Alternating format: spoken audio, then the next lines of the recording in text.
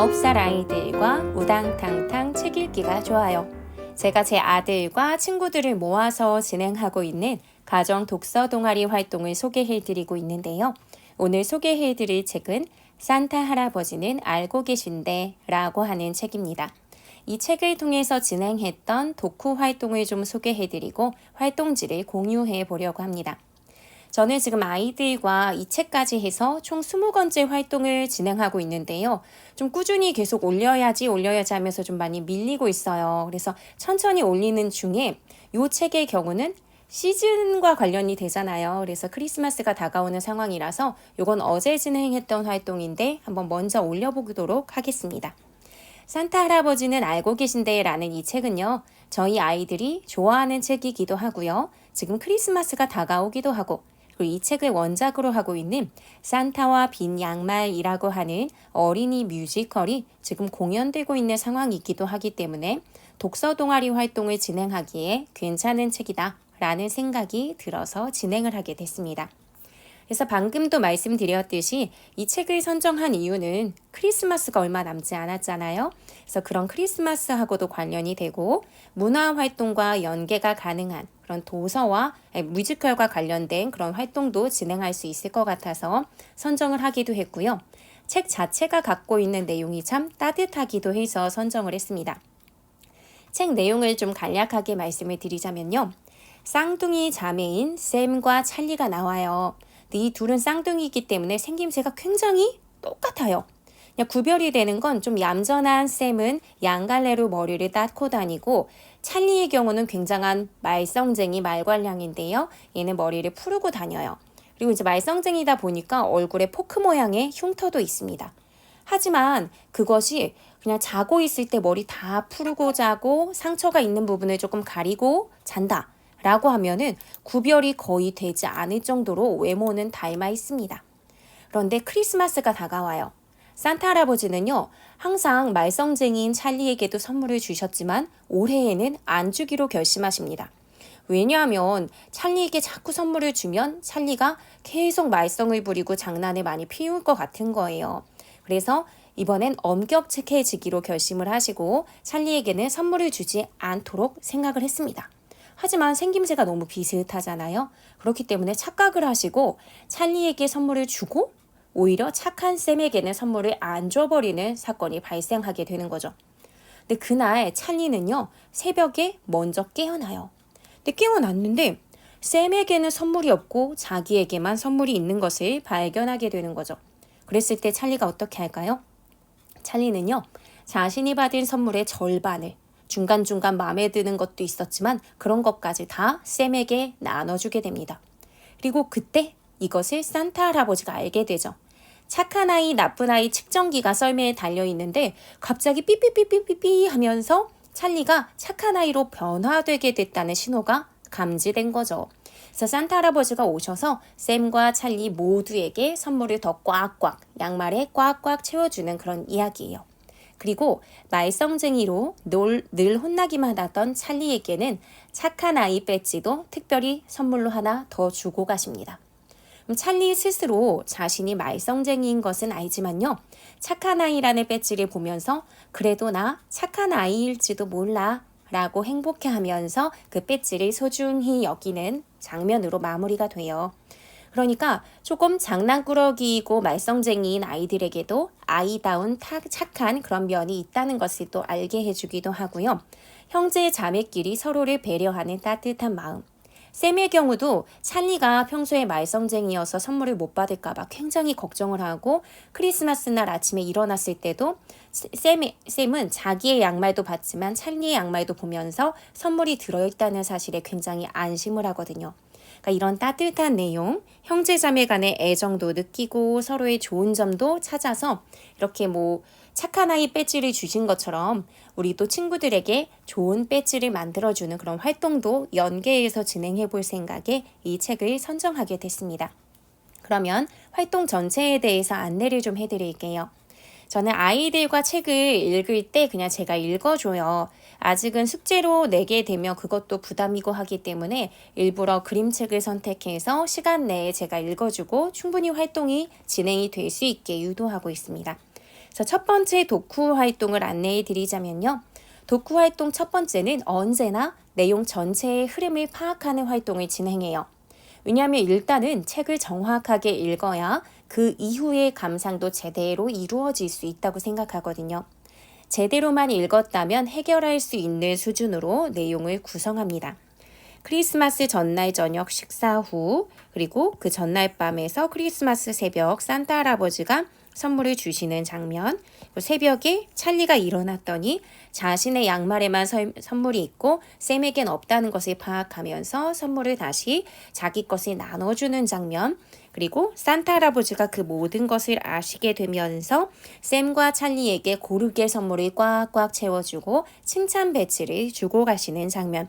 전체적인 흐름의 내용을 밑줄을 쳐놓거나 이렇게 초성 힌트를 줘서 채우게끔 해주는 그런 문제들로 구성을 하기 때문에 그렇게 어렵진 않아요. 전체 내용을 머릿속으로 한번 떠올려 볼 수 있게 해주는 거죠. 그리고 두 번째 활동으로 진행했던 것은 찰리가 말썽쟁이이고 장난꾸러기인 것은 맞기는 맞지만요. 얘는 진짜 나쁜 애야 라고 보기는 어려울 수 있거든요. 그래서 그런 상황에서 누구나 다 나쁜 아이라고 할 때 찰리가 하고 싶었을 말이 뭘까? 라고 생각하는 것. 즉 인물의 감정이나 상황에 따른 어떤 인물의 처지 이런 것들을 좀 생각해보는 가벼운 활동을 진행했습니다. 대부분 찰리가 장난을 치거나 말썽을 피웠던 건요. 쌍둥이 자매인 샘을 웃게 만들고 기분을 좋게 하려고 했던 행동인 경우가 많았거든요. 그래서 그런 것에 대한 이유를 정확히 파악하는지 확인하는 내용이었고요. 아이들이 잘 찾아줬습니다. 그래서 이렇게 독후 활동 1과 2의 경우는 내용을 잘 이해했는지 확인하는 그런 유형의 문제였다면 독후 활동 세 번째 활동은 등장인물들, 여기선 산타 할아버지, 찰리, 샘 이런 등장인물들이 있는데 그 인물들에게 궁금한 걸 세 가지 질문을 해보고 예상되는 대답을 해보라고 했어요. 근데 저는 지금까지 등장인물에게 뭔가를 질문해보라는 활동은 아직까지는 해본 적이 없었거든요. 그래서 아이들이 어떤 질문을 던져야 할지 잘 모를 수 있을 것 같아서 예시를 줬습니다. 그러니까 예를 들면 찰리에게 나눠 갖기 싫을 만큼 마음에 들었던 선물들도 샘에게 준 이유가 뭐야? 어떤 행동의 이유를 묻는 것. 책에 나왔던 등장인물의 행동이 갖고 있는 어떤 의도라든지 그런 까닭이 있을까를 생각해 보는 것이 중요하잖아요. 그래서 이런 이유를 묻는 질문을 한번 해보자. 그런 질문이 좋은 질문이야 라고 얘기를 해줬고요. 산타 할아버지에게 예를 들면 찰리가 갑자기 착한 아이로 바뀌었다고 경고음이 울렸을 때 기분이 어떠셨나요? 충분히 추측이 가능하죠. 왜냐하면 할아버지가 돌아오셔서 특별히 막 좋아하시는 표정을 웃으면서 지으셨고요. 그런 다음에 착한 아이 배지까지 주셨거든요. 책 내용에서도 파악할 수 있고 이 찰리가 착한 아이 배지를 받게 되는 나름의 원인이 되는 부분이기도 하죠. 그래서 어떤 특정한 행동이나 어떤 사건과 관련 지어서 인물들이 갖게 되는 정서 이런 걸 파악하는 것도 중요하기 때문에 이런 것들을 예로 들어주면서 좀 설명을 해줬어요. 아이들에게. 인물들이 어떤 상황에서 어떤 기분을 느꼈을지 물어보거나 인물들의 행동에 담긴 이유를 파악하는 것이 중요해 라고 설명을 해줬는데 그래도 아이들은 좀 어려웠었나 봐요. 그래서 아이들의 답을 보시면요. 아이들이 이제 질문을 던져본 거예요. 근데 어떤 친구는 산타 할아버지에게 선물 어디서 만들어요? 막 이러는 거예요. 책의 내용과 사실은 완전히 직접적으로 관련이 없죠. 또는 선물을 어른들한테는 왜 안 줘요? 이런 걸 산타 할아버지한테 물어보거나 산타 할아버지는 왜 그렇게 뚱뚱해요? 막 이런 질문도 하는 거예요. 또는 찰리에게는 누가 먼저 태어났어? 샘하고 찰리 중에 누가 먼저 태어났어? 그러니까 아이들다운 질문이긴 하죠. 아이들은 생각할 수 있는 부분이니까. 이 책 속에서 사슴이 풀을 뜯어먹게 되는 그런 내용이 나오거든요. 풀을 뜯어먹는다. 그랬더니 풀 뜯어먹는 사슴 이야기 때문에 그런지 사슴이 먹는 풀은 어떤 풀이 있어요? 막 이런 질문을 한다든지 그러더라고요. 근데 이게 불가능한 질문은 당연히 아니죠. 아이들이기 때문에 충분히 할 수 있는 질문이긴 하지만요. 우리가 독서 활동을 하고 독서의 깊이를 더 깊게 만들어주기 위한 질문이라고 보기는 사실은 어렵죠. 책에서 비중 있게 다루어진 내용도 아니고요. 거기서 근거를 찾을 수 있는 내용도 아니니까요. 근데 아이들에게 또 질문을 해보는 활동을 하라고는 해놓고 아이들이 하는 질문에 야, 요건 안 돼. 요건 적절하지 않아. 라는 말을 자꾸자꾸 하면 오히려 이제 뭐야, 질문하라고 하더니 재미없어. 하기 싫어. 하면서 이제 생각의 어떤 폭이 제한되거나 할까봐 또 걱정이 많이 되더라고요. 근데 그렇다고 해서 그냥 한없이 내버려 두면 정말 질문이 산으로 갈 수 있다는 걱정도 되고요. 그래서 아이들에게 너희들이 한 이 질문도 충분히 할 수 있지만 그래도 우리가 독서 모임을 하면서 조금씩 성장하고 발전하려고 하는 거니까 이왕이면 책에서 다루어졌던 내용들 중에서 좀 구체적으로 들어갈 수 있는 그런 내용의 질문을 해보자. 그럼 책을 더 깊이 이해하고 우리가 더 발전할 수 있을 거야.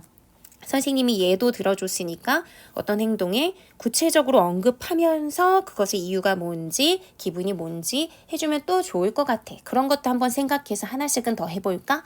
이런 식으로 이제 이야기를 했더니 그래도 좀 괜찮은 질문들도 나왔습니다. 찰리에게 선물을 안 줬을 때 마음이 어땠어요? 이렇게 마음 같은 걸 물어보는 거죠. 그럼 산타 할아버지가 찰리가 미워서 선물을 안 주신 거 아니었거든요. 착해지길 바라고 있었던 거고, 그래서 나중에 찰리가 다시 착해졌을 때 엄청 기뻐해 주셨었어요. 그래서 그런 부분들 내용하고 조금 관련이 있을 수 있고요. 찰리의 얼굴에 포크 자국이 있는 이유가 뭐야? 뭐 이런 것들. 요거의 경우는 찰리의 성격과 좀 관련이 있을 수 있죠.